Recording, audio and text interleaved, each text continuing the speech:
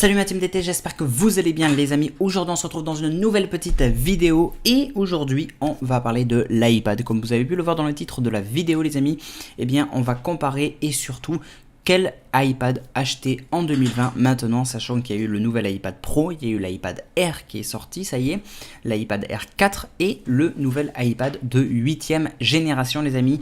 Quel iPad choisir, quelle différence entre tous ces modèles, eh bien c'est ce que nous allons voir dans cette petite vidéo. Donc on va comparer tout ça ensemble comme j'avais fait pour les iPhones. Donc là on a l'iPad 8e génération, on a l'iPad Air 4e génération et on a bien évidemment le dernier iPad. Bien, l'iPad Pro 12,9 pouces. Alors déjà la première différence qu'il y a c'est le prix. On est d'accord que là sur l'iPad de 8e génération on démarre à partir de 389 €, l'iPad Air 4e génération en démarre à 669 € et l'iPad de 4e génération, l'iPad Pro de 12,9 pouces en démarre à 1119 €. Donc là on est vraiment sur un gros prix. Donc voilà, la première différence du coup entre ces modèles. On peut voir aussi qu'il y a les couleurs, mais ça ce n'est pas le plus important, ce n'est pas le plus utile, on va à ce jour. Donc déjà l'iPad de 8e génération, il faut savoir que c'est la suite, c'est le grand frère de l'iPad 7e génération, c'est logique. L'iPad 7e génération était sorti l'année dernière, d'ailleurs je vous en ai fait des vidéos, parce que je l'avais acheté du coup cet iPad là. Donc 389 €, c'est vraiment l'iPad d'entrée de gamme, voilà, l'iPad d'entrée de gamme que tout le monde peut avoir pour faire plein de choses, divertissement machin, mais plus du divertissement on dirait ça comme ça. Donc voilà, l'iPad de 8e génération il pourra faire tourner plein de choses, ça c'est clair et net, il est quand même puissant, mais ça reste un iPad de base entre guillemets. Voilà, donc l'iPad de 8e génération a un écran donc de 10,2 pouces en écran Retina. L'iPad de 4e génération, donc l'iPad Air, lui c'est un écran liquide Retina avec la technologie Truton, donc de 10,9 pouces, donc un écran un petit peu plus grand. Et ensuite l'iPad Pro, lui c'est vraiment le haut de gamme, 12,9 pouces d'écran avec la technologie ProMotion et Truton. Donc ils ont chacun une puce différente cette année. L'iPad de 8e génération c'est la puce A12 qu'on peut retrouver dans l'iPhone 12. Pas dans l'iPhone 12 pardon, c'est une puce un petit peu plus ancienne du coup. Ensuite on a l'iPad de R4 lui, donc la dernière génération qui est sortie cette année, lui c'est la puce A14, donc la A14 Bionic. Et ensuite on a la A12 Z pardon, la puce donc du nouvel iPad Pro. Donc tous les trois ils sont compatibles avec le clavier d'Apple. Alors il y a une petite différence quand même, l'iPad de 8e génération lui est compatible avec le Smart Keyboard, alors que les deux autres ils sont compatibles avec le Magic Keyboard et le Smart Keyboard Folio. Ils sont tous les trois compatibles avec l'Apple Pencil. Alors première génération pour l'iPad 8 et ensuite les deux autres iPads, eux, ils peuvent être compatibles avec l'Apple Pencil de 2e génération. Le stockage, on peut aller jusqu'à 128 Go pour l'iPad de 8e génération, 256 Go pour l'iPad Air 4e génération et 1 Teraoctet pour l'iPad Pro. L'iPad Pro, lui, par contre, a un appareil photo grand angle de 12 mégapixels et l'ultra grand angle de 10 mégapixels contre un seul appareil photo grand angle de 12 mégapixels pour l'iPad Air et un appareil photo grand angle de 8 mégapixels pour l'iPad 8e génération. On voit déjà qu'avec ces statistiques, l'iPad de 8e génération est plus pour des besoins style je vais sur les réseaux sociaux, je regarde des vidéos, peut-être un petit peu d'écriture comme ça mais sans plus, alors que les deux autres c'est quand même pour autre chose. Donc voilà, par rapport aux différents modèles d'iPad, l'iPad de 8e génération lui a un connecteur Lightning contre le connecteur USB-C pour l'iPad Pro 12 et pour l'iPad Air de 4e génération. Et du coup, quel iPad choisir au final maintenant qu'on a pu les comparer un petit peu en gros, hein. Je ne suis pas rentré dans les détails de tous des trois iPads parce que je pense que la vidéo elle va durer sinon 30 minutes. Mais du coup, quel iPad choisir? Alors ça c'est une question qu'on me pose énormément, c'est pour ça que je vous fais cette petite vidéo les amis. Pourquoi quel iPad du coup pardon choisir? Eh bien c'est très simple, ça va dépendre, et comme je le répète tout le temps, vous commencez à le connaître, ça va dépendre de vos besoins, ça va dépendre de votre utilité. Vous voyez ce que je veux dire?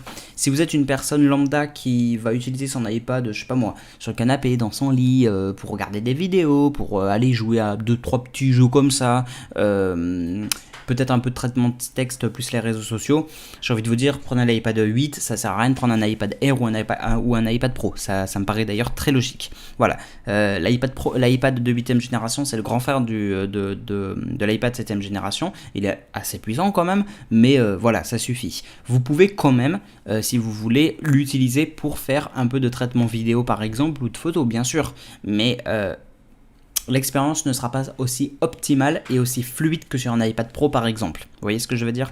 Donc ça c'est voilà. Faut pas oublier que l'iPad 8 est un peu entre guillemets l'entrée de gamme des iPads. Voilà. Ensuite, si on compare à l'iPad Pro, là par contre l'iPad Pro ce serait peut-être pour des besoins plus spécifiques. Alors déjà, avant de parler de besoins spécifiques, il faut savoir que le design de l'iPad Pro et de l'iPad Air est très similaire. Ils ont tous les deux ils ont plus les bords ronds qu'on a pu connaître jusqu'à présent. Alors que l'iPad de 8ème génération, lui, il les a encore. D'accord ?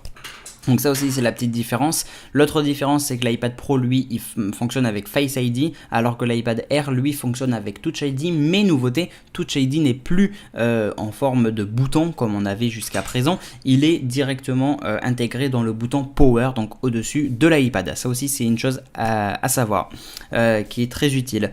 Ensuite du coup par rapport aux iPads, si vous êtes une personne qui va faire beaucoup de traitements de texte, beaucoup de traitements de vidéo par exemple, les logiciels vidéo, monter des vidéos, ou alors des photos etc comme Photoshop machin chouette, ou alors vous allez faire du dessin peut-être, ou alors vous allez faire, je sais pas moi, beaucoup de traitement de texte, enfin en gros tout ce qui va être synonyme et similaire au travail, peut-être que l'iPad Pro sera beaucoup plus adapté. Déjà il faut savoir que l'iPad Pro a un plus grand écran, il est beaucoup plus puissant, ok, il a vraiment la dernière puce d'Apple qui a été intégrée, et forcément ça le rend énormément plus puissant et beaucoup plus fluide. Donc si vous êtes ce genre de personne qui veut travailler sur vidéo, photo, etc., peut-être que là ce serait peut-être mieux de prendre l'iPad Pro. Et l'iPad Air de 4ème génération, bah lui en fait il est un petit peu au milieu des deux.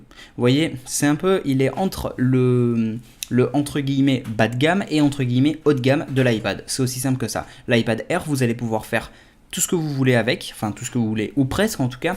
Vous allez pouvoir faire traitement vidéo, traitement photo, machin, etc. Pareil, hein, encore une fois, ça sera moins puissant, ça sera moins fluide, ça sera peut-être moins facile, moins performant que l'iPad Pro, ça c'est certain, mais vous pourrez quand même le faire. L'iPad Air, lui, il est vraiment entre les deux, vous voyez. Vous êtes le genre de personne à regarder des vidéos, aller sur les réseaux sociaux, jouer à quelques jeux, donc il sera aussi un peu plus puissant que l'iPad de 8ème génération, ce qui est logique, pour les jeux par exemple. Mais à côté de ça, vous faites un petit peu de traitement de photos. Et allez, ça vous arrive de faire, de travailler des petites vidéos comme ça, juste des petites vidéos familiales par exemple. L'iPad Air peut être très bien. Vous voyez ce que je veux dire? Par contre, vous voulez faire des grosses vidéos, gros montage machin, peut-être que là l'iPad Pro est plus utile. Mais si vous voulez aller au-delà, bah là prenez un Mac pour le coup, parce que là je peux pas vous dire de rester sur l'iPad. Mais bon, ça c'est encore un autre sujet.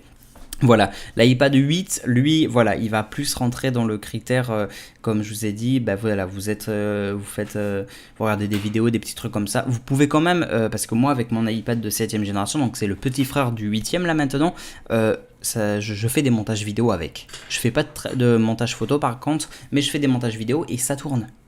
Donc l'iPad de 8ème génération peut tourner, mais attention, c'est des petits montages.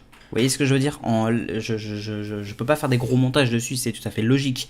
Et j'ai pas cette facilité, cette fluidité pour faire tout ça. Ce serait largement mieux si je faisais ça sur un iPad Pro par exemple. Et encore mieux si je faisais ça sur un Mac, ce qui est logique. C'est pour ça que du coup j'envisage de prendre un Mac. Bref, ça c'est encore un autre sujet.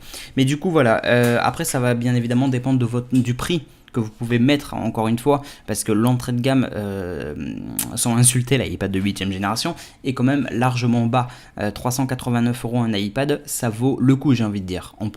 Il n'est pas excessivement cher. On a tous connu un iPad à minimum 500 € à l'époque, souvenez-vous. Donc ça coûtait très cher. Là, bon, ça a un petit peu baissé, donc voilà.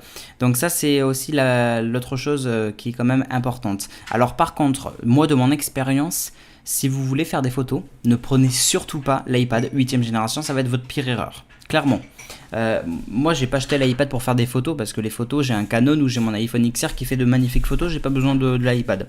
Et heureusement d'ailleurs, parce que la qualité photo de l'iPad, elle est, sans être hyper insultant, elle est dégueulasse. Voilà, clairement elle est dégueulasse.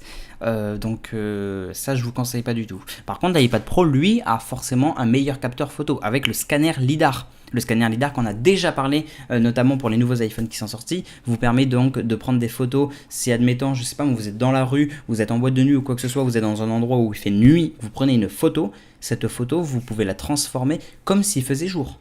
Vous avez une qualité de photo comme si vous aviez pris cette photo en plein jour avec la meilleure luminosité possible. Vous voyez ce que je veux dire? Et ça, c'est grâce au scanner LiDAR. Donc ça, c'est encore autre chose. Mais voilà. Donc en bref, voilà quel iPad du coup choisir en 2020, les amis. Parmi ces 3 modèles d'iPad. Après, on a l'iPad mini. Mais bon, l'iPad mini, c'est... Il commence d'ailleurs à dater, cet iPad mini, il est forcément moins puissant que l'iPad 8, etc. Donc là on est sur un iPad maintenant qui a quelques années que je vous conseillerais même pas d'ailleurs, parce que notamment par rapport à iOS, à iPadOS pardon dessus, ça risquerait de compliquer les choses. Donc voilà les amis, bref c'est la fin de cette vidéo, merci à tous d'avoir vu cette vidéo, n'hésitez pas à liker, commenter, partager, n'oubliez pas de vous abonner et surtout d'activer toutes les notifications et me retrouver sur les réseaux sociaux, tout est en description, Facebook, Twitter, Instagram, Snapchat, TikTok, Discord, bref tout est dans la description, je compte sur vous la team d'été, merci à tous, c'était Dylan Technologies, salut tout le monde.